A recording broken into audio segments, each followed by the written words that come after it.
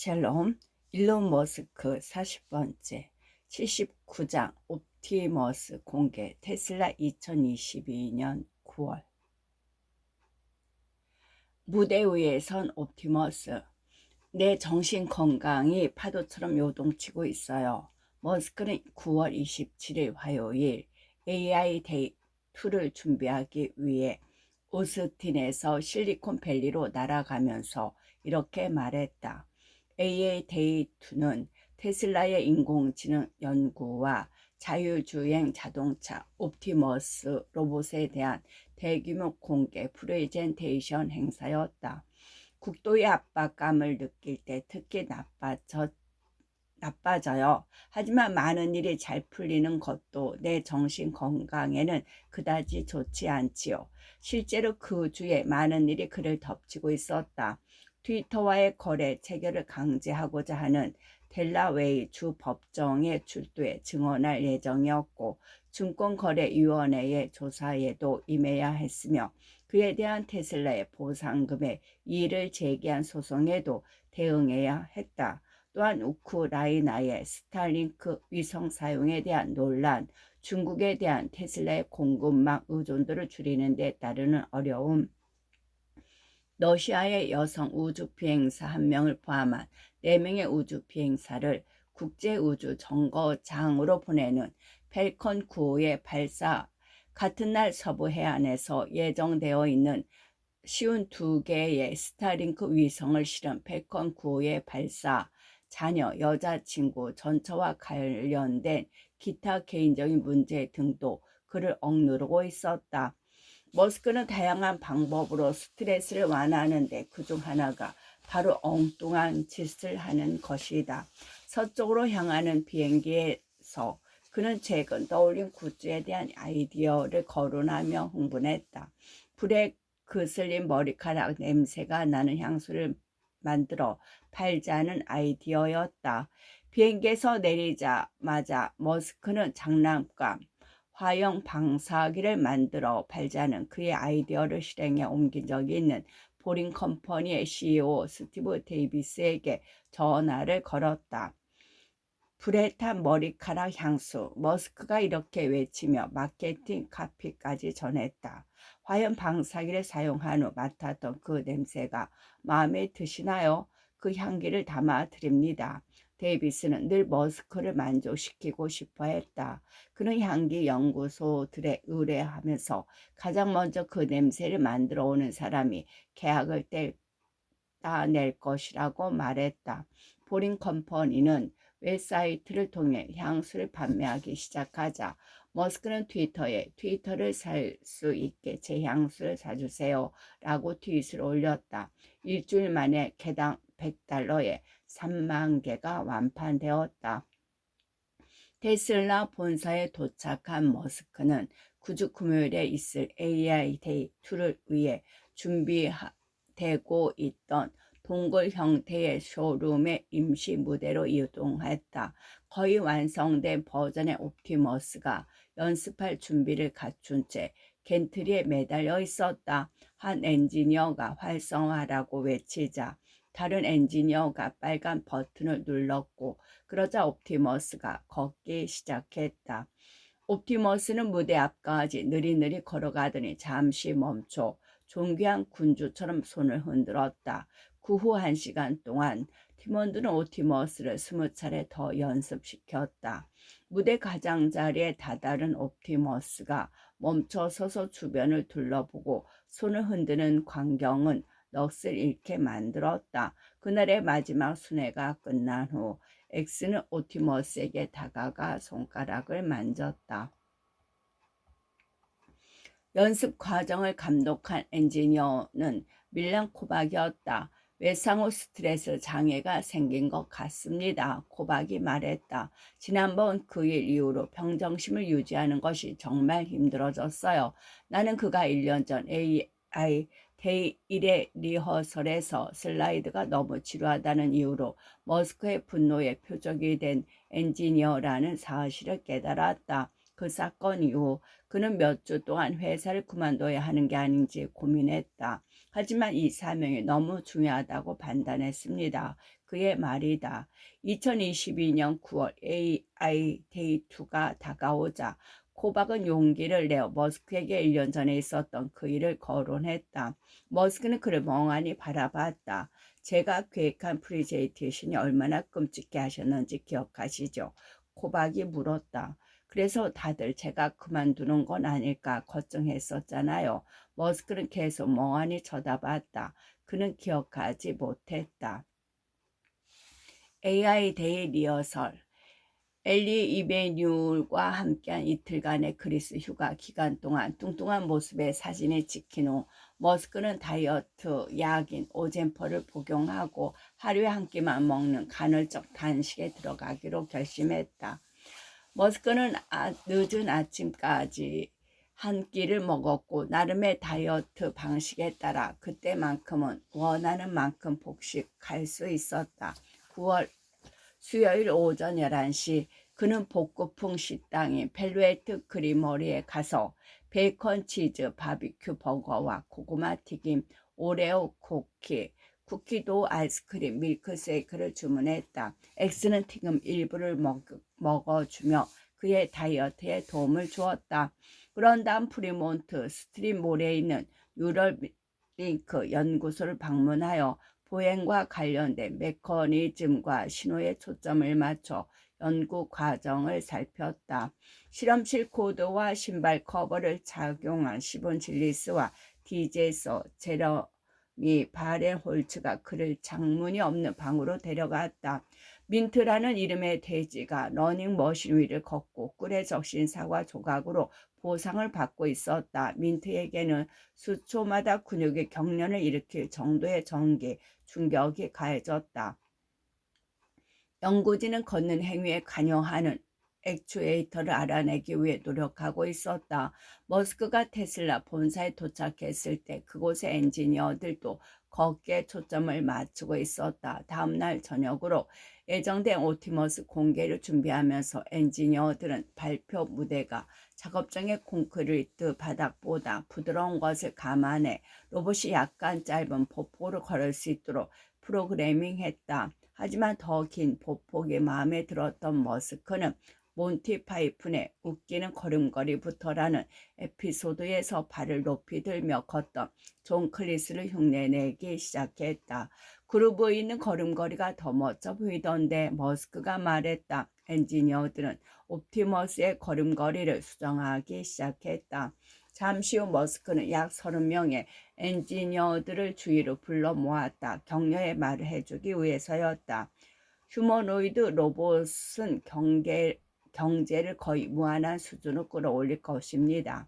로봇 노동자들의 인구 감소 문제를 해결해 줄 수 있을 겁니다. 루누 베글리도 거들었다. 맞습니다. 하지만 사람들은 그래도 아이를 가져야 합니다. 머스크가 말했다. 그래야 인간의 의식이 계속 살아남을 겁니다. 그날 밤 늦게 우리는 펠로엘토 시내 가장자리에 있는 3층짜리 건물로 향했다. 잠시 옛 생각에 젖어보려는 짧은 여행이었다. 그곳에 김벌과 함께 27년 전에 설립한 스타트업 집투의 작은 사무실이 있었다. 머스크는 마치 몽상에 빠진 듯 휘파람을 불며 건물 주위를 돌다가 건물 안으로 들어가 보려고 했다. 하지만 모든 문이 잠겨 있었고 창문에는 임대문이라는 표지가 붙어 있었다. 우리는 다시 그곳에서 한두 블록 떨어진 그가 김벌과 함께 거의 매일 끼니를 해결하던 잭인더 박스로 향했다. 지금 금식해야 하지만 그래도 여기서 뭐 좀 사야겠어요. 그가 말했다. 드라이브스루 스피커에 대고 그는 테리야키 덮밥이 아직 있나요? 라고 물었다. 있었다. 그는 테리야키 하나와 엑스에게 먹일 햄버거를 주문했다. 25년 후에도 이 가게가 남아있어서 엑스가 아이들을 데리고 올 수 있을까요? 그는 생각에 잠겼다. AI 데이 2 다음날 오후 머스크는 AI 데이 2 행사장에 도착했을 때 수십 명의 엔지니어들이 걱정스러운 표정으로 홀에서 호둥대고 있었다. 흉부의 연결이 느슨해져 옵티머스가 더 이상 작동하지 않는 것이었다. 이런 일이 벌어지다니 믿기지가 않아요. 코박이 말했다. 1년 전 그에게 트라우마를 안긴 에이데이 일에 고충이 떠오른 모양이었다. 마침내 몇몇 엔지니어가 연결부를 다시 끼워 넣는 데 성공했고 그것이 제자리에 그대로 자리 잡아주기를 바랬다. 그들은 리스크를 감수하기로 결정했다. 머스크가 주위를 맴돌고 있었기에 다른 선택의 여지가 없었다. 프레젠테이션 무대에 설 예정인 20명의 엔지니어들은 무대 뒤 공간에 모여 나름의 투쟁담을 들려주었다. 오토파일럿 팀의 젊은 머신러닝 전문가 빌 도하는 고향인 중국 우한에서 광정포 공학을 전공한 후 오하이오 대학교에서 박사 학위를 받았다. 2017년 테슬라에 입사한 그는 2019년 자율성의 날에 자율주행차를 공개하겠다는 머스크의 밀어붙이기로 광란의 서지가 절정에 달했던 시기를 온전히 잘 견뎌낸 후 나가떨어졌다. 몇 달 동안 하루도 쉬지 않고 일하다 보니 너무 지쳐서 자율성의 날 직후 테슬라를 그만두게 되었습니다. 그가 말했다. 번아웃 상태가 되어버린 거죠.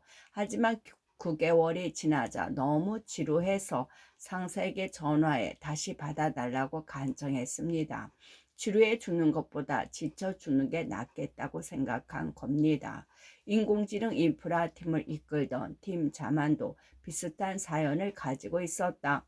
네덜란드 북부 출신인 그는 2019년에 테슬라에 입사했다. 테슬라에 있으면 다른 곳에 가기가 두려워집니다. 너무 지루해질까봐 겁나는 겁니다.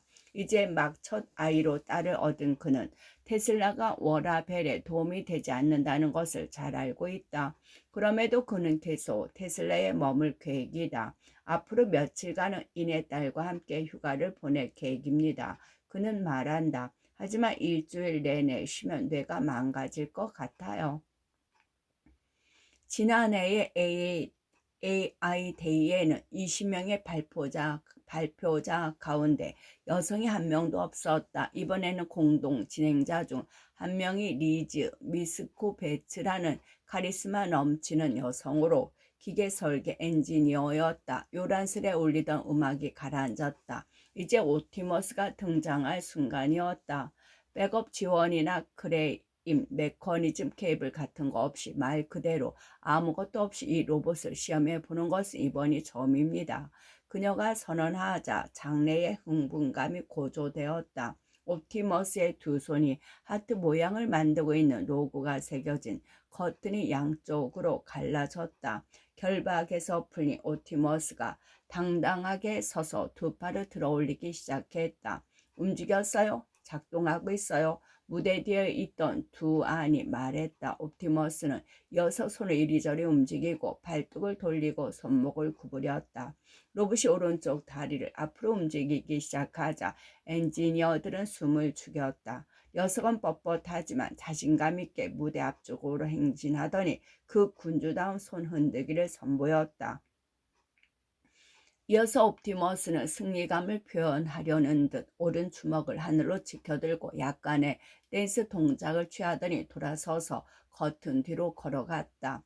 머스크도 안도한 표정이었다. 우리의 목표는 가능한 한 빨리 유용한 휴머노이드 로봇을 만드는 것입니다. 그가 정중에게 말했다. 머스크는 궁극적으로 수백만 대의 로봇을 만들겠다고 약속했다. 이는 풍요한 미래, 빈곤이 없는 미래를 의미합니다. 우리는 사람들에게 보편적 기본소득을 지급할 수 있게 될 겁니다. 이는 문명의 근본적인 변혁입니다. 80장 로봇택시 테슬라 2022년 완전 자율성. 머스크는 자율주행차가 단순히 사람들을 운전의 고단함에서 벗어나게 하는 것 이상의 역할을 할 것이라고 믿었다. 자율주행차는 사람들이 자동차를 소유할 필요성을 상당 부분 없애줄 것이다. 미래에는 호출하면 나타나서 목적지까지 데려다주고 다음 승객을 태우러 떠나는 무인 차량인 로보택시가 대세를 이룰 것이다. 그것을 개인이 소유하는 경우도 있겠지만 대부분은 차량 회사나 테슬라가 소유하게 될 것이다. 이것이 머스크의 판단이었다. 그해 11월 머스크는 5명의 부관들을 오스틴에 있는 오미드 아프샤르의 집에 불러 모아 그러한 미래에 대한 브레인스토밍 시간을 가졌다. 비공식 만찬을 겸한 그 자리를 위해 아프샤르는 출장 요리사를 고용해 두툼한 숙성, 꽃등심, 스테이크 요리를 준비하게 했다. 브레인스토밍에는 머스크와 아프샤르 외에 프란츠 폴 홀츠하이젠과 두굴 베글리노, 리스 모라비, 잭 커트슨이 참석했다. 그들은 로보택시를 모델 3보다 더 작고 더 저렴하고 덜 빠른 자동차로 만들기로 결정했다. 우리의 주요 초점은 생산량이어야 해요. 머스크가 말했다. 아마 우리가 아무리 만들어내도 충분하지 않은 상황이 올 거예요. 언젠가는 연간 2,000대를 생산하는 규모로 생각을 가져야 해요. 가장 중요한 과제는 정부의 안전 기준을 충족하면서 운전대나 페달이 없는 자동차를 설계할 방법을 찾는 것이었다. 더불어 운전대나 페달 없이 특수한 상황에 대처할 수 있는 방안도 모색해야 했다. 수차례의 주간 회의를 통해 머스크는 모든 세부 사항을 검토했다. 누군가가 내릴 때 로보택시의 문을 닫는 것을 잊어버리면 어떻게 할까요? 그가 물었다. 스스로 문을 닫을 수 있게 만들어야겠지요. 로보택시가 출입이 통제하는 주택 단지나 주차장에는 어떻게 들어갈 수 있을까?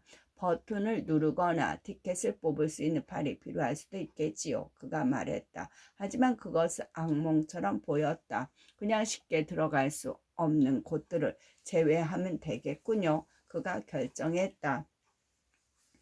때때로 대화가 너무 진지하게 세미한 부분에 치중되어 전체 콘셉트가 그다지 난해하지 않을 것으로 착각될 정도였다.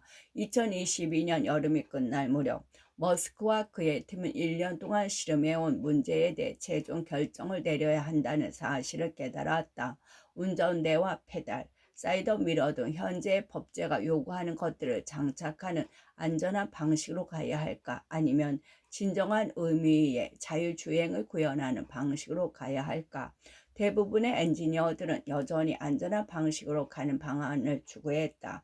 그들은 완전 자율주행이 준비되기까지 소요될 시간에 대해 보다 현실적인 전망을 가지고 있었다. 8월 18일에 열린 운명적이고 극적인 회의에서 그들이 이 문제의 결론을 내렸다. 여기서 다 함께 리스크를 평가해 보고 싶습니다. 폰 홀츠하이젠이 머스크를 바라보며 말했다. 운전대가 없는 방향으로 가는 경우 FSD가 준비되지 않은 상태에서는 도로에 내놓을 수조차 없을 겁니다. 그는 운전대와 페달을 장착하되 쉽게 제거할 수 있는 방식으로 차를 만들자고 제안했다. 기본적으로 우리의 제안은 지금은 장착하고 나중에 허용되면 제거하자는 것입니다. 머스크는 묵묵히 고개만 가로저었다. 억지로 밀어붙이지 않는다면 미래는 빨리 오지 않을 터였다. 쉽게 제거할 수 있고 우회적으로 디자인할 수 있는 작은 것들을 봐주자는 겁니다. 폰 홀츠하이젠도 고집을 부렸다. 안 돼요. 머스크가 말했다. 안 돼, 안 돼. 그리고 한동안 침묵이 흘렀다. 미러도 페달도 운전대도 없이 가는 겁니다. 이 결정에 대한 책임은 내가 집니다. 테이블에 둘러앉은 임원들은 망설였다. 이 사안은 나중에 다시 논의해 보는 게 어떨까요? 한 임원이 말했다. 머스크는 매우 냉정한 기분이 되었다. 분명히 말씀드리지요. 그는 천천히 말했다. 이 차량은 깨끗한 로보택시로 설계되어야 합니다. 그 리스크를 감수하자는 겁니다. 그래서 만약 개판이 된다면 다 내 책임입니다. 우리는 양서류, 개구리 같은 반쪽짜리 자율차를 설계하지는 않을 겁니다. 우리는 완전한 자율성에 올인하는 겁니다. 몇 주 후 그는 여전히 그 결정에 대한 흥분에 젖어 있었다. 그라핀을 대학에 데려다주고 돌아오는 비행기 안에서 그는 주간 로보택시 회의에 전화로 참여했다. 언제나 그렇듯이 그는 긴박감을 심어주려고 노력했다. 이 제품은 역사적으로 엄청난 혁명이 될 겁니다. 그가 말했다. 모든 것을 변화시킬 겁니다. 테슬라를 10조 달러 가치의 회사로 만들어줄 제품입니다. 사람들은 100년 후에도 이 순간에 대해 이야기할 겁니다. 25,000달러짜리 자동차. 로보택시 논의에서 알 수 있듯이 머스크는 종종 매우 고집스러운 태도를 취했다. 그는 의도적으로 현실을 왜곡할 수 있었고 반대하는 사람들을 언제든 기꺼이 거칠게 몰아붙일 수 있었다. 이런 완고함은 몇 번의 실패와 더불어 그의 성공을 만들어낸 슈퍼파워 중 하나일지도 모른다. 하지만 잘 알려지지 않은 그의 특성이 하나 있는데 바로 마음을 바꿀 수 있다는 점이다. 그는 자신이 거부하는 것처럼 보이는 주장을 받아들여 리스크 계산을 다시 평가할 수 있었다. 운전대와 관련해 일어난 일이 바로 그런 사례에 속한다. 2022년 여름이 끝나갈 무렵 머스크가 운전대 없는 로보택시 올인하겠다고 선언한 후 폰 홀츠하이젠과 모라비는 그 베팅에 대한 보호책을 마련하자고 머스크를 설득하기 시작했다. 그들은 도전적이지 않는 방식으로 머스크를 설득하는 방법을 알고 있었다. 우리는 그가 여름에 완전히 소화하지 못했을 것 같은 새로운 정보를 가져다 주었습니다. 모라비의 말이다. 그런 운전대 없는 자율주행 차량이 미국 국제 당국의 승인을 받는다 하더라도 국제적으로 승인되기까지는 또 수년이 걸릴 것이라고 주장했다. 따라서 우선 운전대와 페달이 있는 버전을 만드는 것이 합리적이라는 얘기였다. 테슬라에서 수년 동안 논의되고 있던 또 다른 사안은 테슬라의 다음 제품, 즉 약 25,000달러에 판매될 작고 저렴한 대중형 자동차에 대한 것이었다. 머스크 자신도 2020년에 그 가능성을 언급했지만 얼마 후 그 계획을 보류시켰고 이후 2년 동안 로보택시가 다른 자동차를 불필요하게 만들 것이라며 해당 아이디어를 계속 거부했다. 그럼에도 본 홀츠하이젠은 자신의 디자인 스튜디오에서 조용히 그것을 비공식 프로젝트로 살려두었다. 2022년 9월 옵티머스 공개를 앞둔 어느 수요일 저녁 머스크는 자신이 오랜 시간 머물곤 했던 프로몬트 공장의 창문 없는 주피터 회의실에 안락하게 자리를 잡고 앉았다. 모라비아 폰 홀츠하이젠이 테슬라 팀의 고위 임원 몇 명과 함께 비밀리에 회의를 진행하고 있었다. 그들은 테슬라가 매년 50%씩 성장하기 위해서는 저렴한 소형차가 필요하다는 데이터를 제시했다. 그러한 자동차의 글로벌 시장은 엄청나게 컸다. 2030년에는 모델 3나 모델 Y의 2배에 달하는 최대 7억 대에 달할 것으로 예상되었다. 이어서 그들은 동일한 차량 플랫폼과 동일한 조립 라인을 사용하여 25,000달러짜리 자동차와 로보택시를 모두 만들 수 있음을 보여주었다. 특정한 공장을 짓고 새로운 플랫폼을 갖추면 동일한 차량 아카텍터를 토대로 25,000달러짜리 자동차와 로보택시를 모두 생산할 수 있다고 그를 설득했습니다. 본 홀츠하우젠의 말이다. 회의가 끝난 후 머스크와 회의실에 남았는데 그가 25,000달러짜리 자동차에 별로 열의를 느끼지 못하는 게 분명히 보였다.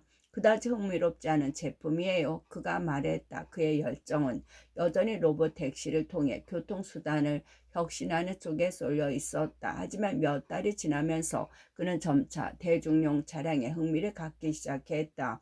2023년 2월 어느 날 오후 디자인 검토 세션에서 폰 홀츠하우젠의 스튜디오에 로보택시와 25,000달러짜리 자동차의 모형을 나란히 놓았다. 두 모델 모두 사이버 트럭처럼 미래지향적인 느낌을 풍겼고 머스크는 그 디자인이 마음에 들었다. 이런 차가 모퉁이를 돌면 사람들은 미래에서 온 무언가를 보고 있다고 생각할 것 같네요. 그가 말했다. 운전대도 갖추고 로보택시의 요소도 갖춘 새로운 대중 시장용 차량은 차세대 플랫폼으로 알려지게 되었다. 머스크는 처음에는 오스틴에서 남쪽으로 400마일 떨어진 멕시코 북부에 테슬라의 새로운 공장을 건설하기로 결정했다. 고도로 자동화된 완전히 새로운 제도 방법을 적용할 공장이었다. 그러나 곧 그의 머리에 한 가지 문제가 떠올랐다. 그가 늘 지녀온 신념은 테슬라의 설계 엔지니어들이 원격으로 제조를 돕는 게 아니라 물리적으로 조립 라인 바로 옆에 위치해야 한다는 것이었다. 그래야 엔지니어들이 피드백을 즉각적으로 얻어 자동차를 개선하고 제조를 더 쉽게 만드는 혁신을 꾀할 수 있었다. 이는 특히 완전히 새로운 자동차와 제조 공정을 도입하는 상황에서는 말할 나위 없는 중요한 사항이었다. 그는 자신의 최고 엔지니어들을 새 공장으로 옮겨 놓는데 어려움을 겪을 것이라는 점을 깨달았다. 성공하려면 테슬라 엔지니어링이 공장 현장에 상주해야 하는데 그렇다고 모두를 멕시코로 이동시킬 수 없는 노릇이지요. 그런 일은 절대 일어나지 않을 겁니다. 그가 내게 말했다.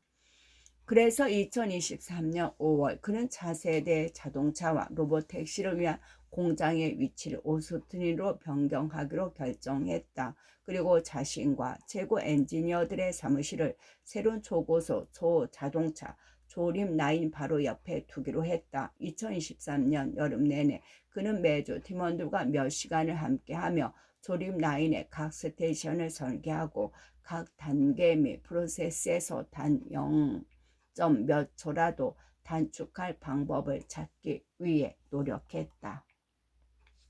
81장 문화충돌 트위터 2022년 10월 26일에서 27일 트위터 랜드와 머스크 버스 2022년 10월 말 트위터 인수로 이어지던 며칠 동안 머스크의 기분은 심하게 요동쳤다. 트위터를 촉진제로 삼아 마침내 X닷컴에 대해 구상했던 바를 구현하게 되어 매우 기쁩니다. 그는 어느 날 새벽 3시 30분에 갑자기 내게 이렇게 문자를 보냈다. 그리고 그 과정에서 민주주의와 시민 담론에 도움이 되길 바랍니다. 트위터는 그가 24년 전에 X닷컴으로 구상했던 금융 플랫폼과 소셜 네트워크의 결합체가 될 수 있을 것 같았고 그래서 자신이 좋아하던 X닷컴이라는 이름으로 브랜드명을 바꾸기로 결정했다. 며칠 후 그는 침울해졌다. 아무래도 내가 트위터 본사에서 살아야 할 것 같아요. 정말 힘든 상황이에요. 정말 화가 나서 잠도 잘 오지 않네요. 그는 10월 26일 수요일에 샌프란시스코에 있는 트위터 본사를 방문하는 것으로 일정을 잡았다. 9주 후반에 있는 공식적인 계약 체결에 앞서 여기저기 살펴도 보고 몇 가지 준비도 하기 위해서였다. 트위터의 오너한 CEO 파라그 아그랄와는 2층 컨퍼런스 플로 로비에 서서 그를 맞이할 준비를 하고 있었다. 저는 상당히 낙관하고 있습니다. 그가 머스크의 입장을 기다리며 말했다. 일로는 사람들이 스스로 할 수 있다고 믿는 것보다 더 큰 일을 하도록 영감을 줄 수 있습니다. 그는 조심스러운 태도를 취하긴 했지만 내가 보기에 당시 그가 한 말이 진심이었던 것 같다.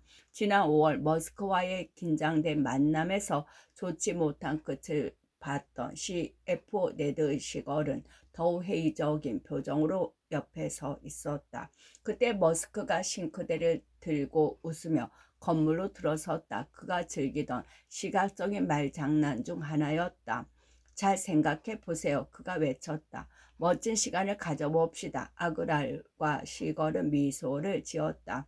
머스크는 1937년에 지어진 10층짜리 아르데코 양식 건물이 있는 트위터 본사를 돌아다니며 놀람을 감추지 못했다. 과거 머천다이즈 마트로 사용되던 그 건물은 커피바, 요가 스튜디오, 피트니스룸, 게임 아케이드 등을 갖춘 최신식 건물로 리노베이션된 상태였다. 샌프란시스코 시청이 내려다 보이는 파티오가 있는 동굴 형태의 9층 카페에서는 장인이 만든 햄버거부터 비건 샐러드까지 다양한 음식을 무료로 제공했다. 화장실의 표지판에는 성별 다양성을 환영합니다 라고 적혀 있었다.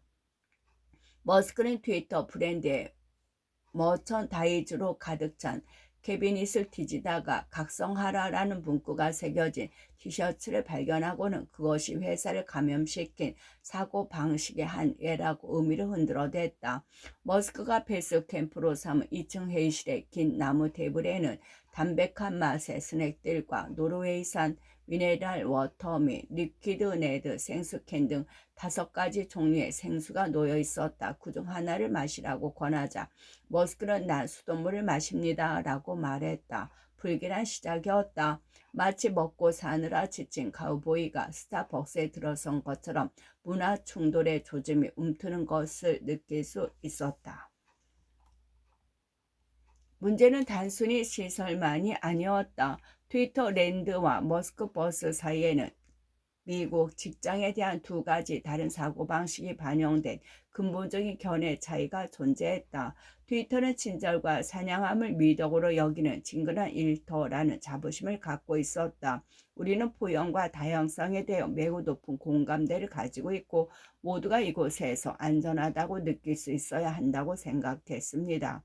머스크에 의해 해고되기 전까지 마케팅 및 인사 책임자로 일하던 레슬리 벌랜드의 말이다.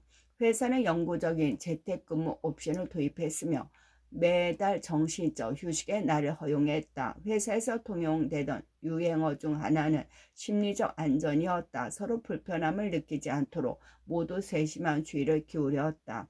머스크는 심리적 안전이라는 말을 듣고 쓴 웃음을 터뜨렸다. 그는 반발했다. 그 표현이 긴박감, 진정, 궤도속 등의 적으로 여겨졌기 때문이다. 그가 선호하는 유행어는 하드코어였다. 그는 불편함이 좋은 것이라고 믿었다. 안일함의 재앙에 대항하는 무기였으니까. 휴가, 꽃향기, 워라밸, 정신적 휴식은 그의 것이 아니었다. 잘 생각해 보라. 아주 뜨거운 커피. 그 수요일 오후 아직 구매를 완결하지 않았음에도 머스크는 그곳에서 제품 검토 회의를 열었다. 온라인 뉴스에 대한 번들 구독 판매를 모델로 삼은 스타트업의 공동 창업자였던 영국인 제품 책임자 토니 헤일은 유저에게 저널리즘에 대한 비용을 지불하게 하는 방안에 대해 질문했다. 머스크는 동영상을 보거나 기사를 읽으려고 유저에게 소액을 쉽게 결제하게 한다는 아이디어가 마음에 든다고 말했다. 미디어 제작자들이 그들의 작업에 대한 대가를 받을 수 있도록 적절한 방법을 만들어내야 한다는 겁니다. 그가 말했다. 그는 이미 개인적으로 트위터의 가장 큰 경쟁자는 언론인들이나 여타의 전문가들이 콘텐츠를 게시하고 유저로부터 수익을 얻는 데 사용하는 온라인 플랫폼 서브스택이 될 것이라고 결론을 내린 상태였다.